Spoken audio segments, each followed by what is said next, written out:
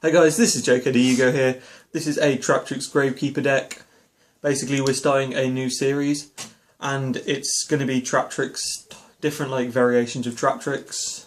So we're going to do different builds of Traptrix and try and mix them with different decks, and then we'll do as many as we can, and then at the end of the series we'll determine which one was the best.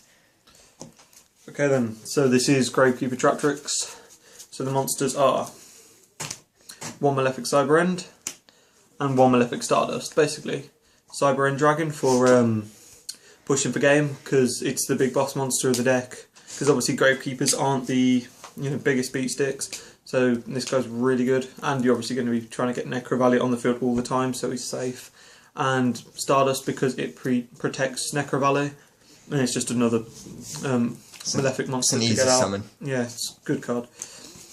Okay, for the Gravekeepers, triple Gravekeeper Spy. Obviously, Spy, when it's flipped, it summons another Gravekeeper from your deck, so you have to play 3, really. Not much else to say about that. 2/5 defense when you have Necro Valley. Next up, one Recruiter. Recruiter searches your Commandant, which you then search Necro Valley with. It's just the main searcher. You could play more, but 1 seems like enough in this deck. We then have 2 Gravekeepers Commandant. This is you discard this to the graveyard to search your Necro Valley. We've lost the 3rd one. We would normally be playing 3, but there's only 2 at the moment. So. Then 2 Descendant. This one you tribute a Gravekeeper to pop a card on the field, so it's just very good for getting over problem cards. Another card to get over problem cards is 2 Gravekeeper's Guard. When this card's flipped, it bounces a monster, so it's just great in a stun deck like this. And then the final Gravekeeper is a Gravekeeper's Assailant. Gravekeeper's Assailant, when it attacks, it can change the battle position of the monster it's attacking while Necro Valley's on the field.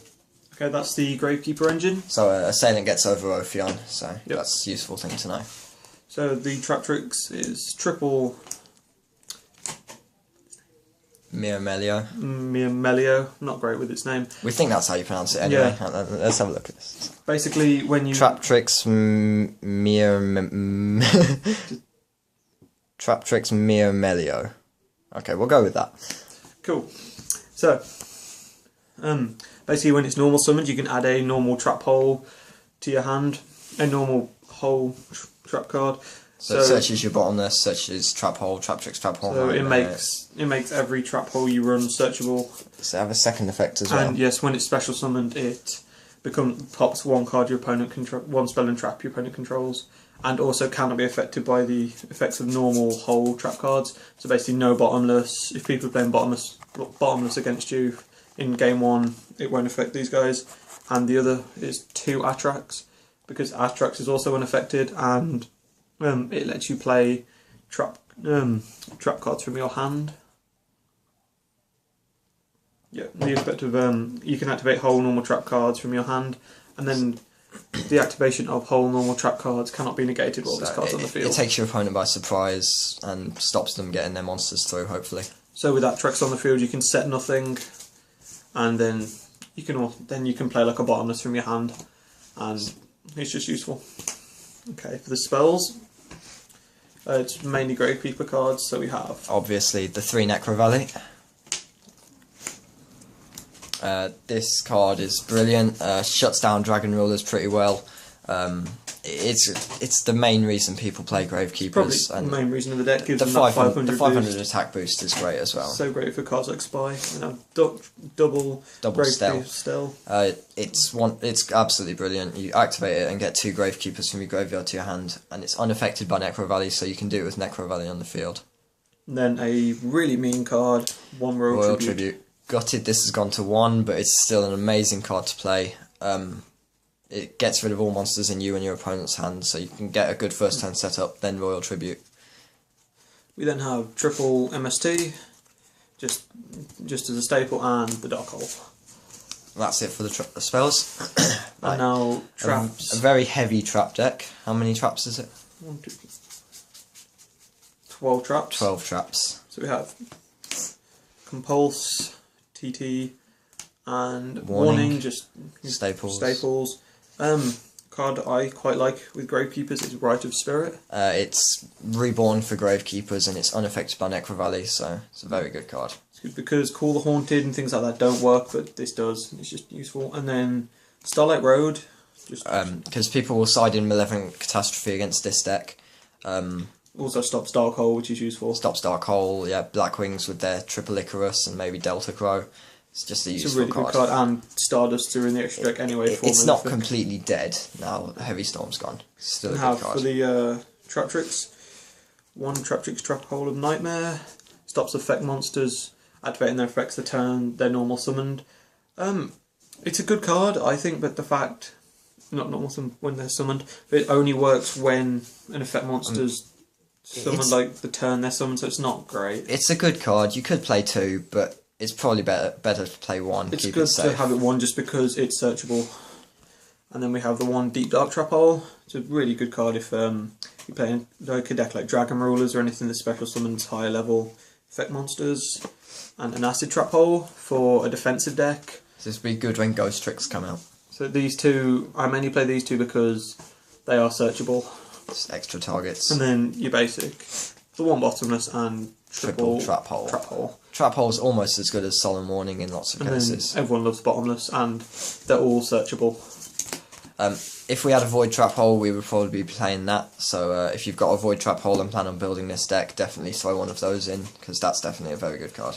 Okay, extra deck or side first? We'll start off with the extra. With the extra deck.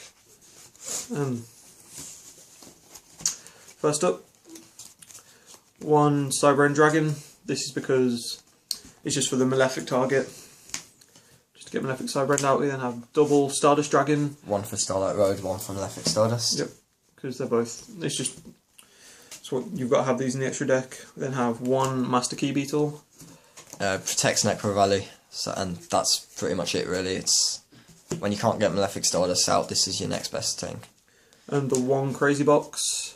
Because we side skill drains, so why not? Yeah. 1 Evil Swarm Nightmare, 2 level 4 darks, and he is a really good card. It's very good against a lot of decks that special summon a lot. Double Zen Maester, just because he's great with Spy. This card has great synergy with Spy. Flipping it down back up gives you a free summon. It's very useful. Then the 1 Heraldry Chest. Heraldry Crest. Heraldry Crest. Well, we needed a target for 3 rank 4s, and what better card for a stun deck than this one really? The 1 proxy card of the deck. Evil Swarm Ouroboros, another one for 3 level 4s, probably the best one out there now. Shockmaster's banned, so yeah. The 1 Gemini Pearl, just because it's a strong beat stick. It's an out to Ophion. Yeah, and the rest of, including that, are just staples. We've got the Cowboy, the Maestroke, Utopia, and Pappy. Okay, now let's go on to the side deck. Side deck consists of 2 Flying Seas, stop your opponent going into XYZs. Really good card. 1 Grand Mole, stun deck, why wouldn't you want to play Grand Mole? 1 Fossil Diner, still very good this format, Fossil Diner, with the amount of special summoning out there. And then the 1 Gemini Imps. It's just a useful card really against decks like Dark Worlds. Yeah. Then have double Soul Taker. Just get rid of problem monsters. We've preferred this to Smashing Ground because you get to choose which one, it doesn't just destroy the one with highest defense. And then it can make your opponent's monsters miss their timing. Yeah. So it's It really makes useful. Light Pulsar miss its timing, stuff like that. Double Prohibition, because it's good against any deck, and I love this card. It works with Key Beetle as well, so... The 1 Mind Drain, mainly for decks like Dragon Rulers. Mermails as well. It does hurt the deck a little bit, because it stops... It stops Commandant. Commandant, that's the one. Generally, it will hurt Dragon Rulers a lot more than it hurts you, yeah. So it's worth playing. Have 1 Mind Crush, because it's great for when your opponent searches monsters. Yeah, for spellbooks really, it's the 1 card we side against spellbooks. Although Prohibition is also great. Double Light Imprisoning Mirror, because there's no light monsters in the main deck and only a couple in the extra deck, so it's a really useful card to play. Of course, against Heretics, Constellas. I think Constellas are going to be a good deck this format, and Light Imprisoning Mirror completely shuts them down. So good against Light Swans as well. Light Swans coming back, yeah.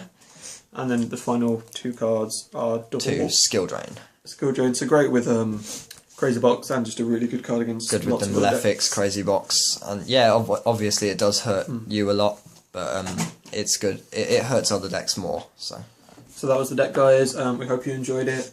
Hopefully we'll be and get another one of these out soon. Yeah, please like and subscribe for more Yu-Gi-Oh videos.